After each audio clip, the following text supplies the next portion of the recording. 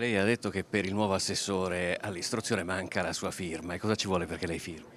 Beh, firmerò a tempo debito, nel senso che ormai siamo addirittura d'arrivo. Ma guardate, non c'è stata, posso anche dire che non ho fatto nessuna riunione, tanto per dare una dimensione. L'anno scolastico si apre in Veneto senza un assessore regionale all'istruzione. Il posto occupato in giunta da Elena Donazzan, che prevede anche la delega al lavoro, è vacante dal 19 luglio, da quando l'esponente di Fratelli d'Italia ha lasciato Palazzo Balbi per il Parlamento europeo. E ho voluto che ci fosse questo periodo, diciamo, di passaggio tra l'assessore uscente e l'entrante.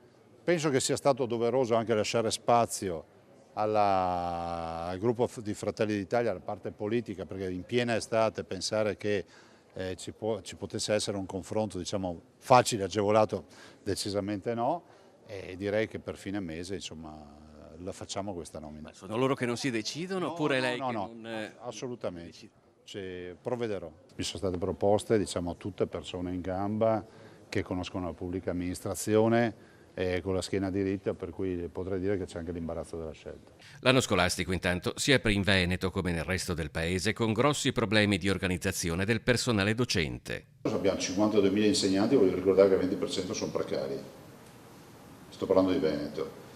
E il tema del fatto delle sostituzioni, delle cattedre vaganti e tutto quello che sappiamo, io me lo ricordo da quando ero ragazzo e andavo a scuola. Cambierebbe qualcosa con l'autonomia regionale? Non lo sapremo presto. L'istruzione è una delle 14 materie che non possono essere oggetto di discussione prima che siano calcolati i livelli essenziali di prestazione, quindi non sarà un argomento sul tavolo che dovrebbe aprirsi col governo tra settembre e ottobre. Non si creeranno mai 20 ministeri della pubblica istruzione, perché è un'assurdità.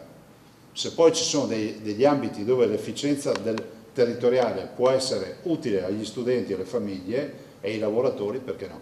Per difendere l'autonomia da quello che è definito l'attacco incrociato di opposizioni e sindacati, la Lega Veneta ha lanciato una campagna che prevede l'installazione di circa 200 gazebi per tutta la regione. Iniziamo il 21 settembre, ha detto il presidente dell'intergruppo Lega in Regione Alberto Villanova, e non molleremo fino a quando non raggiungeremo l'obiettivo del nostro popolo.